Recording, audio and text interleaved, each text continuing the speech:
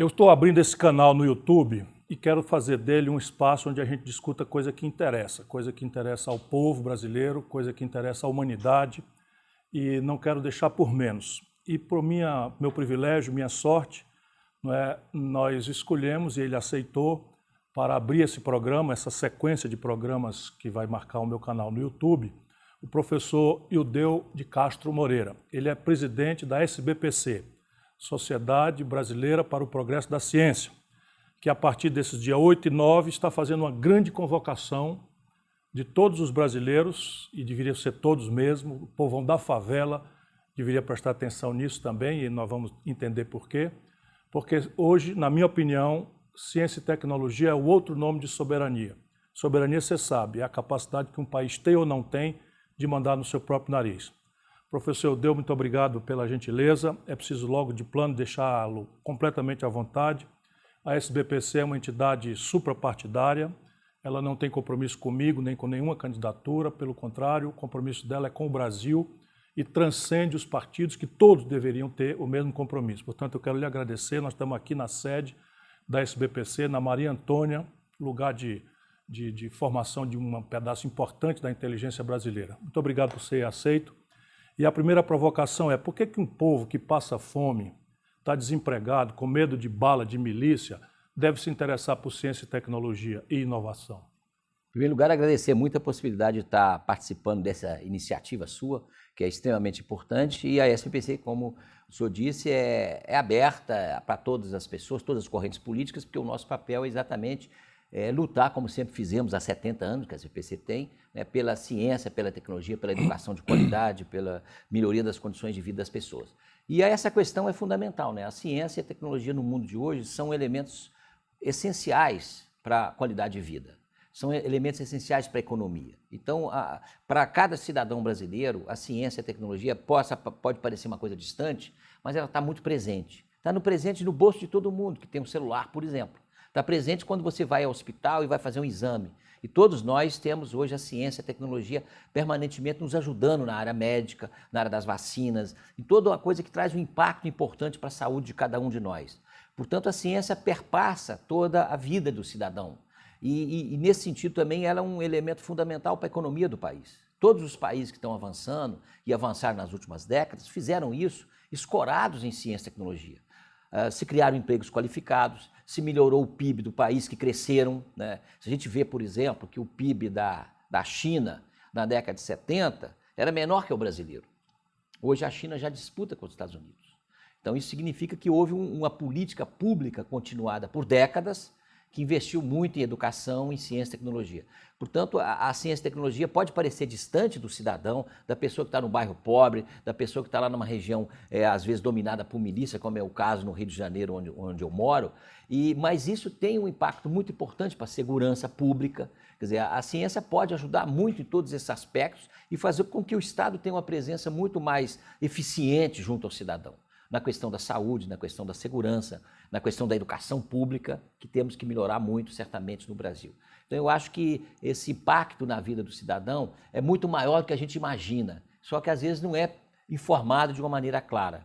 Deixa eu fazer a pergunta agora por outro lado. Se um país não investe em ciência e tecnologia, ainda assim o seu povo quer usar as coisas modernas. Por exemplo, os meios de diagnóstico médico, as máquinas, os celulares que você já falou, os tablets, os computadores, os caixas eletrônicos. Se o país não investe, como é que ele usa isso? Ele compra. Ele compra todo o tempo. E, compra portanto, do estrangeiro. Do estrangeiro e fica endividado, obviamente. A gente tem uma balança comercial brasileira que a gente exporta muitos produtos chamadas commodities, muitos produtos, digamos assim, primários de mineração ou até do setor agrícola, que o Brasil tem uma balança comercial importante, que tem muita ciência embutida também. Porque não pode se esquecer isso. Mas certamente a gente compra muito material eletrônico, a gente importa muita coisa de química, muitos remédios que poderiam ser fabricados aqui. Não tudo, é claro, porque você não tem, cada país é autônomo em si hoje no mundo. Mas é fundamental que a gente tenha uma indústria muito mais desenvolvida para que a gente possa exportar produtos com valor agregado maior e não adquirir tantos produtos que fazem com que o Brasil fique numa relação muito complicada com outros países. Então a gente tem que desenvolver muito mais a tecnologia. E a ciência é um elemento essencial para isso. Se eu estou errado, você me corrija, quer dizer então que o Brasil, pobre como é, está mandando dinheiro para fora, financiando emprego lá fora, porque nós usamos as tecnologias que poderiam ser desenvolvidas aqui pela inteligência do povo brasileiro, gerando emprego aqui e segurando a nossa poupança. É isso na prática? É mais ou menos isso. Quer dizer, eu acho que, infelizmente, tem uma visão economicista no Brasil, que já aconteceu em vários governos e agora particularmente, que a gente não precisa de fazer aqui, a gente compra fora. Só que esse comprar fora é comprar a dependência permanente e a incapacidade de competir no mercado mundial, que hoje é cada vez mais intensa essa disputa, e a ciência e a tecnologia é o que faz a diferença. Se nós não tivermos ciência e tecnologia de qualidade, a questão da soberania nacional está obviamente em causa. Como é que estão as coisas, né? Vocês da SBPC, os cientistas brasileiros, sob sua liderança, mas muitas outras entidades, aliás, é uma convocatória geral, estão se movimentando para, a partir desse dia 8 e 9, chegar em Brasília e chamar a atenção do país para as coisas da ciência e da tecnologia. Como é que estão as coisas hoje, né? Sob esse ponto de vista da ciência e tecnologia, da prioridade, das verbas, como é que vão as coisas? Nesse início de governo, nós sofremos um revés muito forte. Nós fizemos, inclusive, os candidatos, inclusive você, né, esteve aqui presente, discutiu conosco, nós apresentamos à comunidade científica uma série de reivindicações para os candidatos, ou propostas da comunidade científica, que evidentemente não precisa ser acatada integralmente, mas são pontos que é um acúmulo, né, de décadas das sociedades científicas. A SBPC reúne da ordem de 140 sociedades científicas de todas as áreas. São 140 sociedades que se reúnem ao redor da SBPC. Afiliadas à SBPC. Além disso, nós temos a Academia Brasileira de Ciências, que interage todo o tempo conosco. Tem muitas outras entidades das fundações de amparo à pesquisa dos estados, as secretarias de Ciência e Tecnologia dos estados, as universidades públicas, todas elas são envolvidas nisso. Então, nós temos um movimento bem amplo de entidades que trabalham com a área da ciência e tecnologia. Então, nós fizemos uma série de proposições no período eleitoral e levamos a todos os candidatos. O atual presidente, inclusive, se comprometeu, né, a um documento que nós fizemos, a SBPC e a Academia, da recuperação da queda do orçamento para ciência e tecnologia, que veio crescendo a partir de 2014.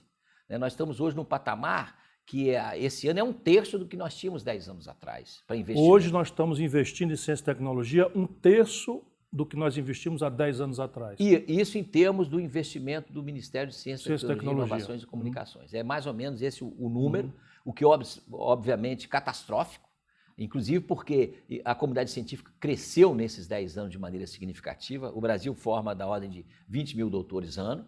Então nós temos certamente um desemprego grande de jovens que estão se formando, fazendo seus mestrados, seus doutorados, porque não são aproveitados. E a gente tem agora essa queda muito significativa de recursos, que esse ano nós fomos surpreendidos por um corte ainda maior de 42%. 42%? 42%. Nós tínhamos um orçamento do Ministério da ordem de 5 bilhões, que já é bem baixo, né? E nós fizemos todo um esforço ano passado para superar isso. E como eu disse, o atual presidente tinha se comprometido a uma recuperação nessa área, né? Inclusive utilizando um bordão que nós falamos sempre, que recursos para ciência e tecnologia é investimento e não é gasto, para ciência, tecnologia e educação. E, no entanto, nós somos surpreendidos com esse corte de 42%, que vai afetar drasticamente agências fundamentais, como o CNPq, que já estava com os recursos muito baixos, é o Conselho Nacional... O que é o CNPq? É o Conselho Nacional de Desenvolvimento Científico e Tecnológico. Né? Pedindo desculpa, professor, é porque a gente quer realmente que o brasileiro mais simples entre nesse assunto. Então, nós vamos falar coisas que são óbvias para a maior parte das pessoas, mas nós queremos botar o povo brasileiro na jogada. Não, muito obrigado, eu tenho de esclarecer. Então, o Conselho Nacional de Desenvolvimento Científico e Tecnológico, chamado CNPq, foi criado na década de 50, também por um movimento grande da SBPC, da Academia Brasileira de Ciências, que é a casa do pesquisador, né, que apoia o jovem, que tem as bolsas de pesquisa da iniciação científica, que faz editais para apoiar as diversas áreas da ciência brasileira. Então, o CNPq é um órgão fundamental de apoio à ciência brasileira. Um outro é a CAPES. A CAPES é o Conselho de Aperfeiçoamento do Pessoal de Ensino Superior, que é do MEC, ligado ao Ministério da Educação, e que é fundamental para a pós-graduação brasileira. Porque eles financiam as bolsas dos pesquisadores. As bolsas de pós-graduação, os programas de pós-graduação, avalia os programas de pós-graduação, tem um papel fundamental na pós-graduação brasileira, que é responsável por grande parte da pesquisa que é feita no Brasil. Quer dizer, então, professor, pelo que eu entendi, que esse corte de 42%, que é quase a metade, vai mexer com essas agências todas? Todas elas serão afetadas. O CNPq, que é o Conselho Nacional de Desenvolvimento Científico e Tecnológico, que tem um papel fundamental de apoio a bolsas de iniciação científica, de pós-graduação, de apoio aos jovens pesquisadores, de editais nas áreas mais variadas, que é uma agência fundamental para a ciência brasileira. Ele estava já com cerca de, faltando, digamos assim, 300 milhões para poder fechar o ano pagando os compromissos atuais de bolsas. Sem expandir nada, já está faltando dinheiro para pagar as bolsas comprometidas. Isso, e as bolsas já estão defasadas em 6, 7 anos a sua correção monetária. Então, os estudantes brasileiros estão tendo um problema de sobrevivência, às vezes, estudante de mestrado e doutorado, com essas bolsas. Mas, dentro disso, o CNPq já estava atingido profundamente. Esse corte possivelmente vai atingir mais. Não se sabe direito, porque depende de uma decisão do Ministério, mas que seja 10%. Significa que as bolsas iriam ser interrompidas a partir de setembro, aí já seriam agora a partir de agosto. Então, isso significa que é uma agência que nós estamos extremamente preocupados, porque ela é fundamental para a ciência brasileira e tem de ser reverter esse quadro. Então, nós estamos fazendo uma pressão muito grande nessa direção. A outra agência afetada é a FINEP. A FINEP é a agência de inovação em ciência e tecnologia do governo, ligada ao Ministério da Ciência, Tecnologia e Inovação, e ela está também com 90% do seu recurso, do chamado Fundo Nacional de Desenvolvimento Científico e Tecnológico, congelado. Já estava congelado numa reserva de contingência cerca de 80%. Com esse contingenciamento adicional, vai restringir ainda mais o recurso da FINEP. Significa que a FINEP, que teria da ordem de 5 bilhões de reais para aplicar em pesquisa e desenvolvimento, para as empresas inovadoras, para a infraestrutura das universidades, das instituições de pesquisa, para apoiar a subvenção econômica, para fazer empréstimos a juros mais baixos para as empresas inovadoras. Então, tudo isso vai ficar congelado. Teria 5 bilhões, vai poder usar da ordem de 500 a 600 milhões. Então, isso é uma coisa que nós reputamos, inclusive, como ilegal, no sentido de que são recursos que são provenientes dos setores econômicos, exatamente por lei, para apoiar a iniciativa de ciência. Ou seja, é um dinheiro que a lei prevê vinculado a esse fim. Exatamente. Não pode ser destinado para outra coisa. E aí a economia vai lá e leva isso para outras finalidades, pagar a dívida pública, o que seja. E nós não concordamos, evidentemente, com isso, e esse seria, certamente, uma possibilidade do Brasil dar uma reversão no quadro. Quer dizer, se você não tem inovação tecnológica, a nossa indústria que está caindo significativamente, como é que ela vai sair dessa situação?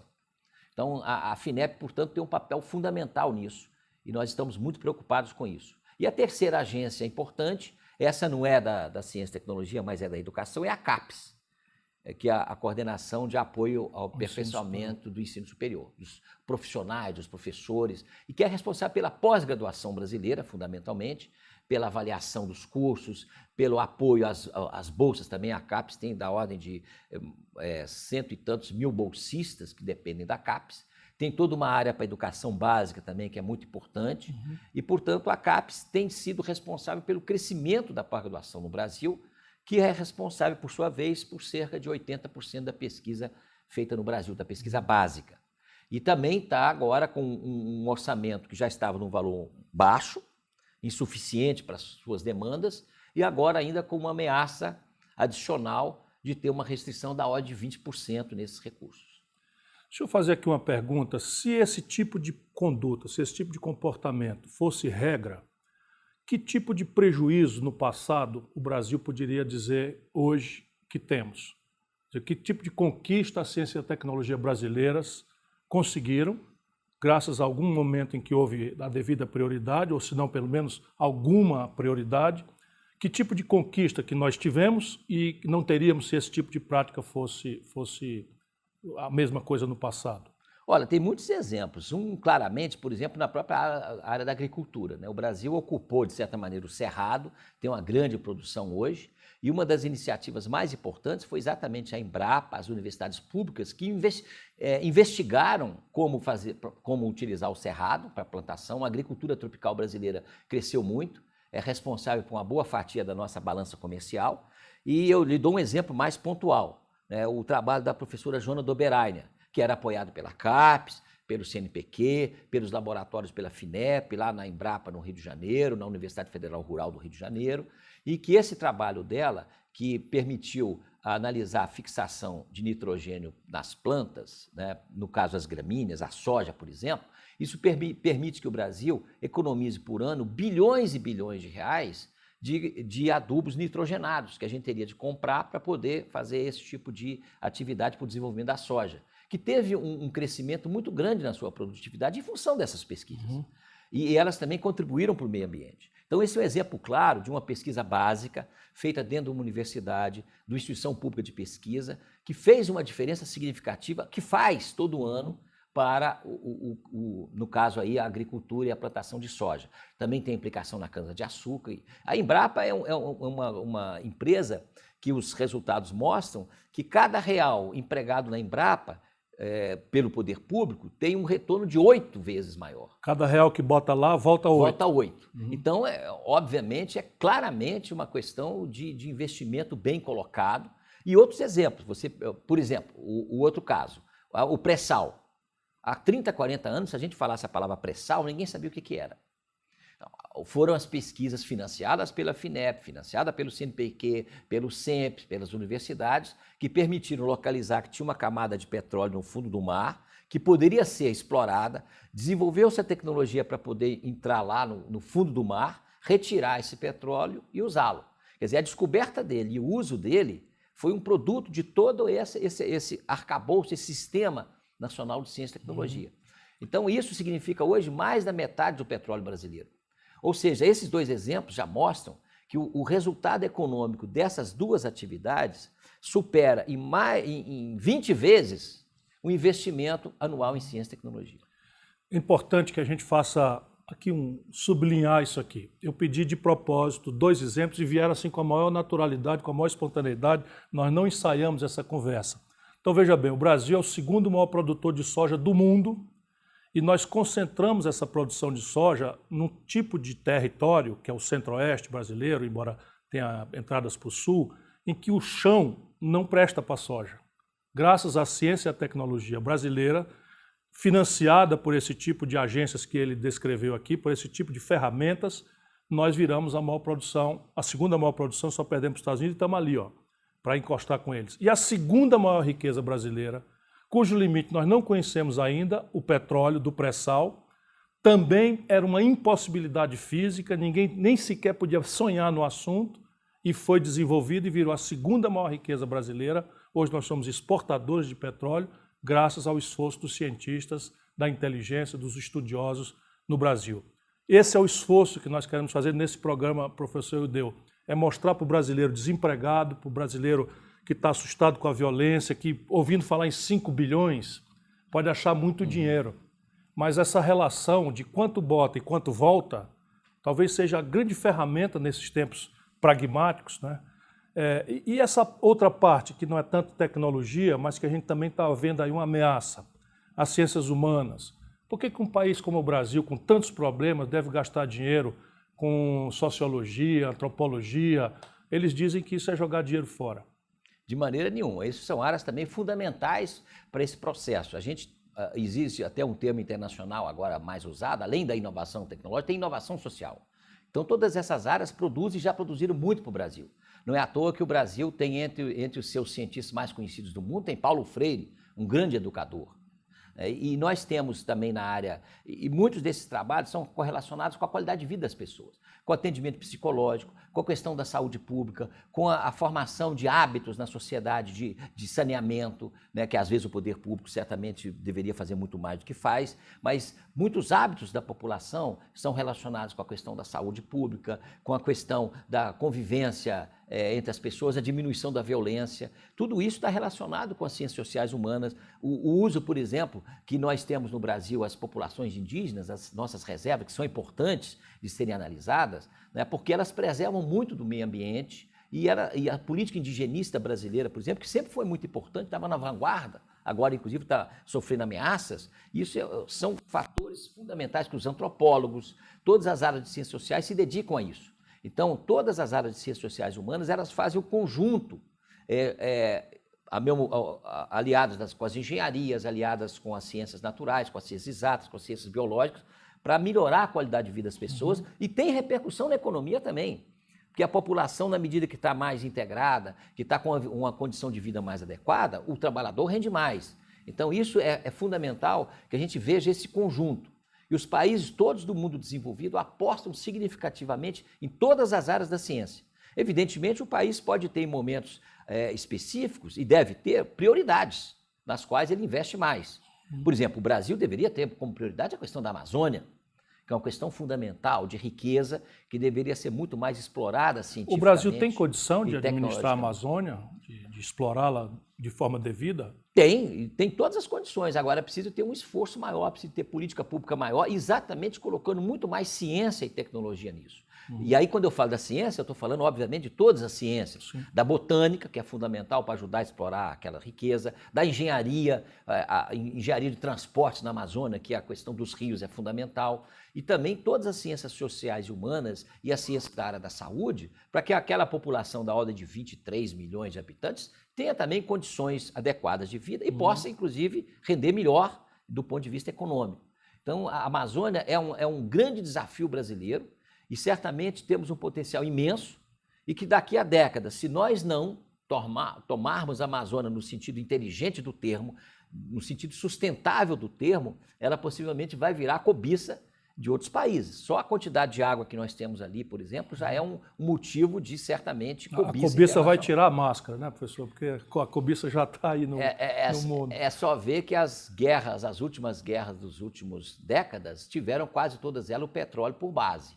Daqui a algumas décadas, a água vai ser um elemento, já é um elemento essencial e estratégico. Vamos conversar sobre outra agenda popular muito grave e que muitas vezes as pessoas não percebem bem a relação entre o que nós estamos conversando, a importância de uma aposta estratégica em ciência, tecnologia e inovação e a vida real do nosso povo, mais simples que seja, saúde pública. Então veja, o Brasil nos últimos meses perdeu o certificado internacional de área livre de sarampo e o Brasil está com quase 400% a mais de casos de dengue. É possível que a ciência e a tecnologia tenham respostas nas prateleiras das Fiocruz da vida, só para dar um exemplo prático que eu conheço, e o senhor conhece bem, não quero dar oportunidade ao nosso espectador de ver. É possível que a ciência e a tecnologia necessárias para resolver essas doenças medievais já estejam na inteligência brasileira e sem a transmissão direta para as políticas públicas? Grande parte disso sim. Né? E tem um exemplo recente, por exemplo, do caso novo que chegou, que foi o caso do vírus da Zika. Né? Então, o Brasil teve a capacidade de rapidamente controlar, fazer a prevenção, entender o que estava acontecendo, e a ciência brasileira, os laboratórios brasileiros foram essenciais nisso. Então, isso dá um exemplo claro, que se não tivesse laboratório funcionando, se não tivesse um quadro de pessoal capacitado para enfrentar a situação, para prevenir a situação e para entender o processo, certamente o Brasil poderia estar vivendo uma epidemia muito grave, afetando milhares e milhões de pessoas. Todo mundo lembra que a Zika é essa febre terrível transmitida por mosquito que gera fetos com microencefalia, que é uma tragédia, e foi resolvida a questão tecnológica com uma velocidade extraordinária graças aos cientistas brasileiros. Porque teve recurso do CNPq, das fundações de amparo à pesquisa dos estados, que são também fundamentais, que estão sendo desmontadas em vários estados, no caso do Rio de Janeiro, por exemplo, agora estamos tentando fazer uma recuperação, mas houve um edital muito rápido dessas agências que permitiu que toda a capacidade brasileira melhor qualificada para aquilo enfrentasse aquilo em poucos meses, conseguisse ter um resultado significativo. Agora, isso não conta, às vezes, para a economia. Às vezes os economistas olham e não veem isso, porque eles não veem a vida das pessoas. Economista burro. Evidentemente. Economista burro. Um pouquinho de inteligência de visão um pouco mais ampla, percebe que a saúde pública é um elemento essencial para a economia. Além de ser, evidentemente, para a vida das pessoas, para a qualidade de vida das pessoas. Quem pode imaginar a produtividade de uma sociedade que tem 700 mil casos de malária por ano? Pois e como você estava dizendo, nós temos nas prateleiras, já tem muitas dessas soluções, já estão lá. Aí precisa de política pública para poder trazer isso de lá e transformar numa coisa real para chegar à população de uma maneira adequada. Isso também precisa, no Brasil, melhorar muito a nossa educação básica, porque a educação básica também é um momento das pessoas poderem entenderem melhor a importância da vacinação, né? Porque agora, às vezes, vem correntes que vão contestando isso. Então, todo esse arcabouço de potencial da ciência e tecnologia, você deu o exemplo da Fiocruz, inúmeras universidades, institutos espalhados pelo país, têm capacidade para poder utilizar isso mais. Tem que ser chamadas mais a fazer isso. Então, eu acho que as políticas públicas, os governos têm até a obrigação de pegar as instituições de pesquisa, as universidades e dizerem, olha, nós temos questões emergentes e fundamentais do país para poderem ser resolvidas. Vamos colocar essa capacidade a favor disso. Mas o que a gente não pode é destruir essa capacidade, porque isso vai comprometer o país para as próximas décadas, com certeza. Professor, existe um pensamento do cientista brasileiro organizado num documento, a SBPC sabe o que é que quer, os políticos sabem, se quiserem consultar o que é que a SBPC propõe, onde é que a gente acha esse pensar do cientista brasileiro? Seria muito pretensão a gente dizer que a gente tem todas as soluções, né? Certamente, e não só a SBPC. Na realidade, todas essas entidades, as universidades, instituições de pesquisa, a Academia Brasileira de Ciência, temos feito documentos, temos chamado especialistas nas nossas reuniões anuais. Qual é o documento mais atual, para quem quiser desdobrar na nossa conversa? Nós temos um documento da Academia Brasileira de Ciência que fez todo um diagnóstico. De quando é? É contemporâneo? Ele é recente agora, de um ano atrás.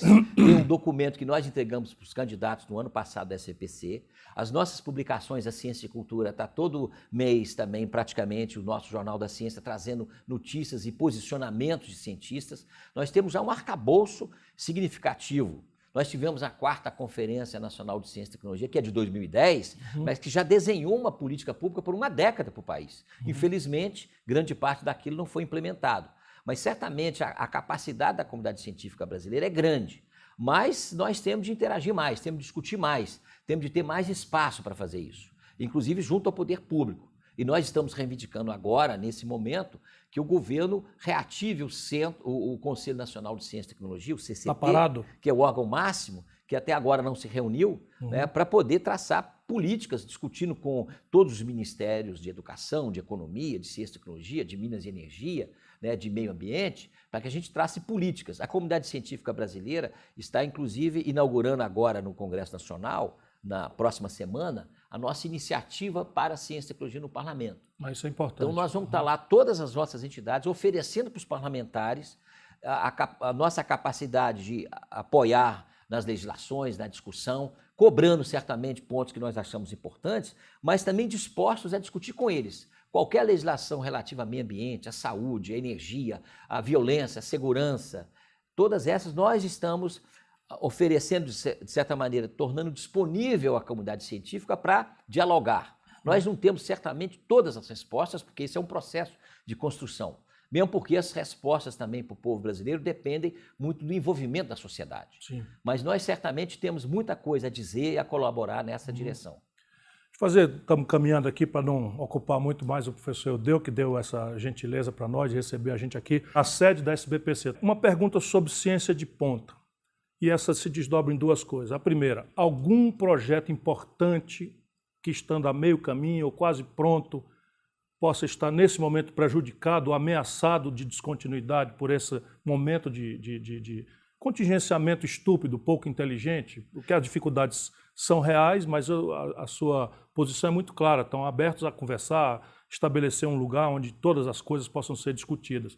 Mas a grande questão é projetos que estão em andamento, coisas importantes para o país, onde o país já gastou 60%, 70%, 80% e que podem agora paralisar. Existem alguns?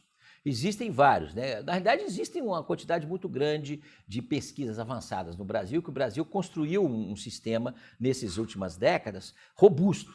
Né? Evidentemente, nós estamos em 13º lugar mundial em termos de produção científica. 13º. 13º. Subimos muito, podemos subir mais ainda. Né? Nós certamente poderíamos disputar entre digamos, um sonho aí entre a meia dúzia de países mais avançados. E certamente um grande desafio é fazer com que essa pesquisa produzida tenha repercussão na inovação tecnológica, na indústria, no setor produtivo e também na melhoria da qualidade de vida das pessoas. Mas nós temos um sistema, os chamados Institutos Nacionais de Ciência e Tecnologia, são os INCTs, que o Brasil tem da ordem de 100. Na realidade foram aprovados 252, aprovados inclusive por júris internacionais, só que financiaram apenas 100 e com corte. Então, portanto, estamos fazendo um esforço grande para que eles funcionem. Esses institutos reúnem, digamos assim, um conjunto de cientistas brasileiros mais qualificados em várias áreas.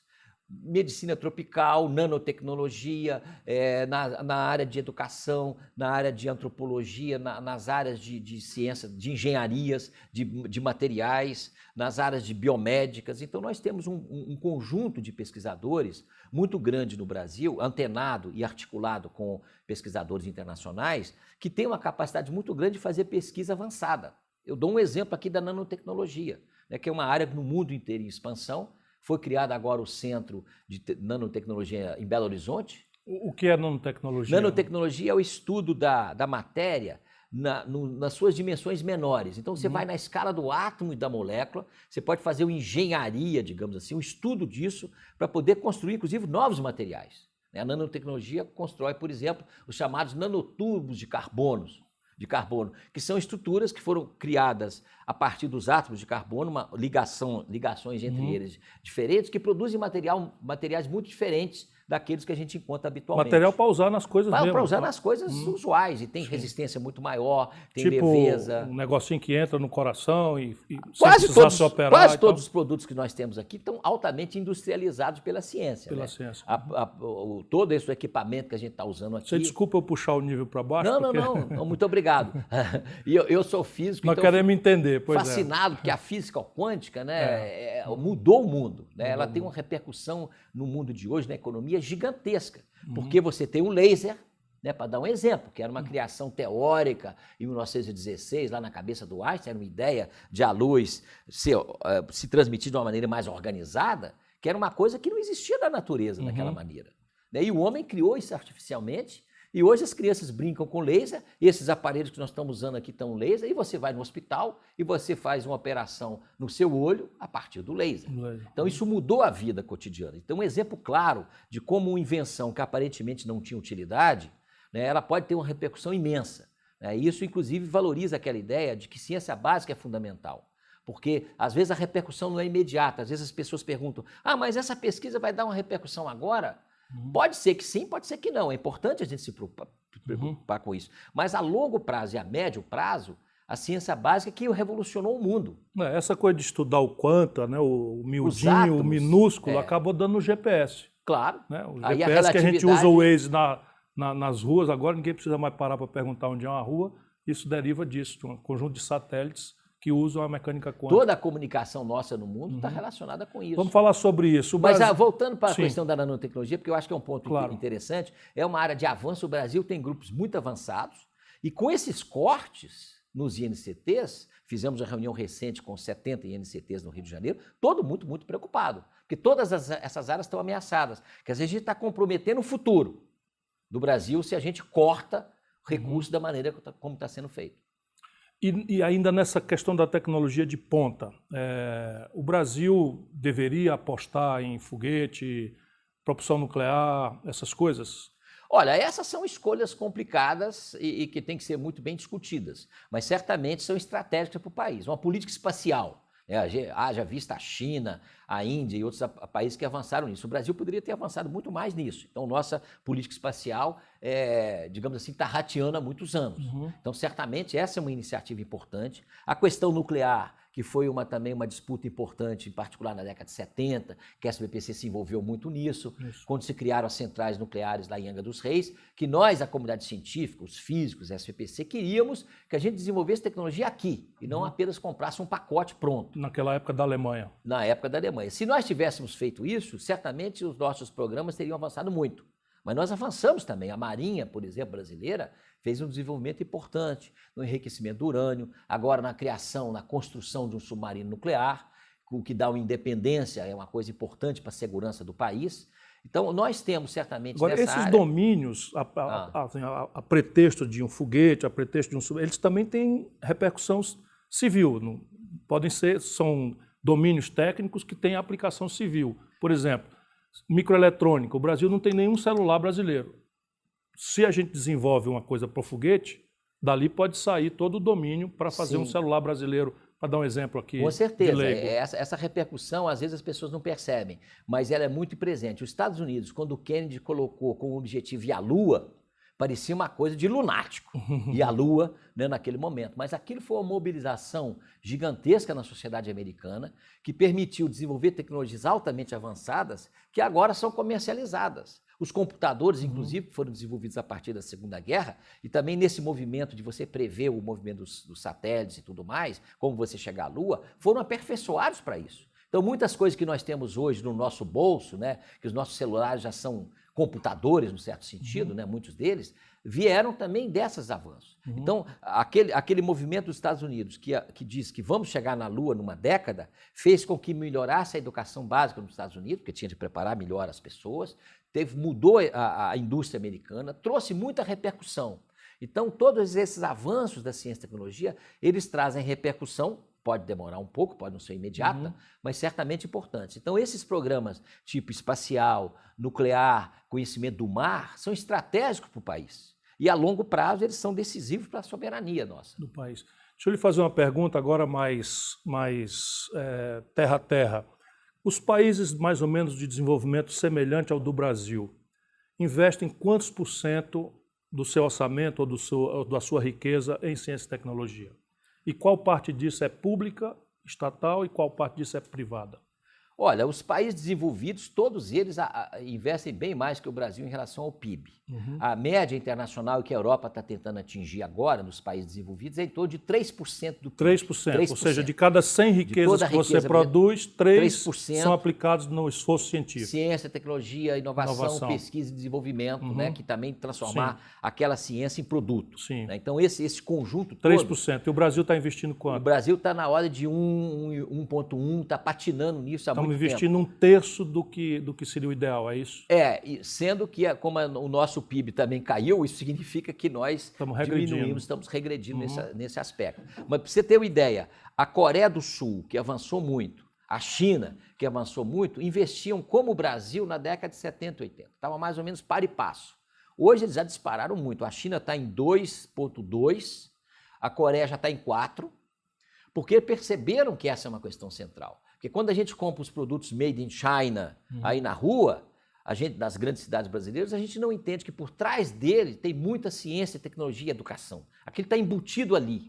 Né? E a China hoje está ocupando um mercado mundial com grande intensidade em função disso. A Alemanha também, certamente a força da ciência e tecnologia na Alemanha, que investe 3%. 3%, Estados Unidos 2,8%, Japão 3,5%. Então, isso só setor público ou é agregado com o setor privado? Nesses países, a China é uma estrutura um pouco diferente, mas em quase todos os países da Europa, por exemplo, Estados Unidos, a proporção de investimento do setor privado é maior. Atinge da ordem de 60% a 70%. Dos 3%. Dos 3%. Então, o poder público investe em torno de 1/3, um pouco mais, 40% disso. No Brasil, é trocado. O poder público investe muito mais do PIB, da ordem de 60%, 2/3 quase do investimento no Brasil provém... Por quê? Qual é a sua hipótese para explicar isso? É uma questão histórica da má formação da estrutura produtiva no país. Né? Então tem uma história... Não é regulatório, não? Não, isso é regulatório. Certamente a gente precisa de política pública, e esse é um desafio, para fazer com que o setor empresarial invista mais em ciência e tecnologia, aposte mais nisso. Mas tem de romper uma cultura também. Porque a cultura brasileira, muitas vezes, do empresário, o Brasil é um país muito de exploração. Explorava o pau-brasil, o ouro, a mata, e foi ocupando e explorando, né? Sem precisar, como outros países tiveram, de fazer um esforço de usar a ciência e tecnologia para fazer uma exploração mais eficiente. Tinha muita riqueza aqui. Então a gente se acostumou maior, no certo sentido, de aproveitar a riqueza, a flor do solo, e não se aprofundar nisso. Então isso criou uma mentalidade que não aposta na ciência e na tecnologia, no risco, que tem risco, óbvio. Então, mas isso aí eu acho que precisa de duas razões, dois fatores para mudar isso. Primeiro, uma política pública adequada. Então, o Estado tem que discutir, a academia, as universidades também têm que abrir um pouco mais para fazer uma interação com esses setores de maneira mais produtiva. E mudança de mentalidade. Mas as universidades se queixam de que elas são proibidas de estabelecer mais generosamente essa relação.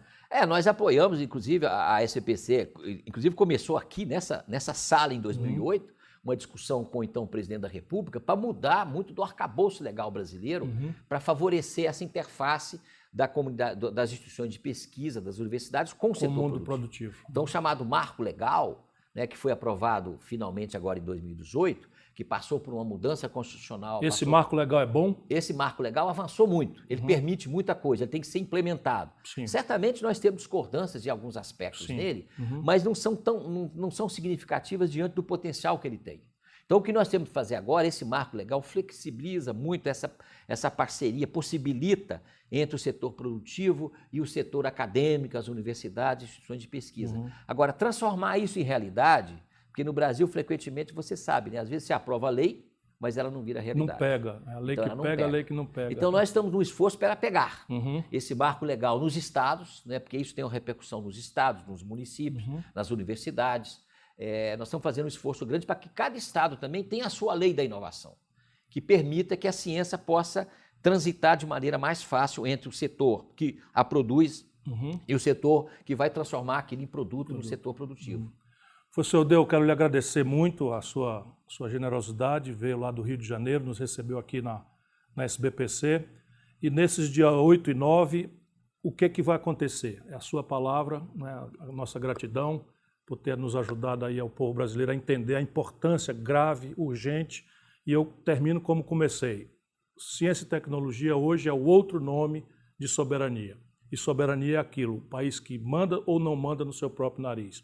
E o Brasil, que já teve um avanço extraordinário, muitos exemplos foram dados aqui, parece retroceder. E não adianta a gente ficar só se queixando e reclamando, é preciso ajudar para que as coisas aconteçam de forma diferente. E essa é a intenção desse nosso programa. Então, a palavra está com a ciência brasileira, com um dos seus principais líderes, com a nossa gratidão por ter nos recebido. Muito obrigado pela oportunidade de falar para vocês. E eu queria fazer um convite, né, a todos os brasileiros de todas as áreas, regiões do país, de todas as categorias sociais, de todas as profissões. Vamos perceber que ciência, tecnologia e educação de qualidade são elementos centrais para o nosso país. Então, são oportunidades para a gente sair dessa crise que nós estamos vivendo. A crise tem várias dimensões, mas certamente sem ciência, tecnologia e educação, o Brasil não vai sair dessa crise. E para nós vamos fazer uma série de atividades que contamos com vocês, a participação das pessoas em marchas pela ciência que nós vamos organizar pelo país aí em várias cidades, mas nos dias 8 e 9 nós estaremos em Brasília, num movimento que a gente chamou de Ciência Ocupa Brasília. Nós vamos estar no dia 8, né, no Congresso Nacional, lançando uma iniciativa de ciência e tecnologia no Parlamento brasileiro, todas as nossas entidades, com deputados, com parlamentares de todos os partidos, que nós queremos chamar todos para se envolver nessa problemática, nessa crise grave que a ciência brasileira está sofrendo, para a gente superar esse momento e pensar políticas de mais longo prazo que ajudem o país a sair dessa situação e ter uma melhor qualidade de vida para todos. Então, no dia 8 de maio, nós vamos estar em Brasília fazendo essa atividade. Vai ter atividades também em algumas outras cidades brasileiras, mas em Brasília vai ser no Congresso nesse dia, fundamentalmente. No dia seguinte, 9, nós vamos ter uma reunião de dia inteiro da comunidade científica, das suas entidades representativas, com o ministro de Ciência, Tecnologia, Inovações e Comunicações, o Marcos Pontes, em que nós vamos levar para ele uma série de pontos que nós temos discutido. Ele vai nos apresentar também a sua visão de como é que está se desenrolando a política científica no país e nós vamos cobrar, inclusive, os compromissos desse governo, feitos em carta, né, pelo atual presidente, de recuperação dos recursos de ciência e tecnologia, dessa recuperação orçamentária, e o atual presidente assinalou, inclusive, que colocou como meta de atingir 3% do PIB para recursos para ciência e tecnologia ao final do seu mandato, que é uma meta ousada. E nós vamos cobrar, porque foi um compromisso que ele assumiu conosco, com a Academia Brasileira de Ciências e com o povo brasileiro. Então, nós achamos que ciência e tecnologia é um elemento fundamental. Dia 8 e 9 nós vamos estar em Brasília e contamos com os estudantes, os professores, os pesquisadores de todas as áreas do Brasil, aquelas pessoas que gostam da ciência, aquelas que veem a ciência como um elemento importante nessa luta para a gente superar esse momento grave que a ciência brasileira está passando. E certamente isso vai poder contribuir nos próximos anos, nas próximas décadas, para a melhoria de condições de vida das pessoas, para o emprego qualificado, para a recuperação econômica e também para uma coisa que não é menor e que você já enfatizou, que é a soberania do nosso país. Você está vendo, você está muito angustiado com o seu desemprego, com a informalidade, você está muito preocupado com a saúde da sua família, a violência nos assusta a todas as famílias brasileiras, mas só há solução para isso no ambiente de um projeto nacional de desenvolvimento. e não se faz projeto sem uma aposta central, definitiva, que entre governo, sai governo, ideologia A, B ou C, que faça uma aposta definitiva em inteligência, ciência, tecnologia, inovação, aplicações em desenvolvimento e educar, emancipar o nosso povo. Essa é a mensagem desse programa. Mais uma vez, professor Eudeu, muito obrigado. Muito obrigado.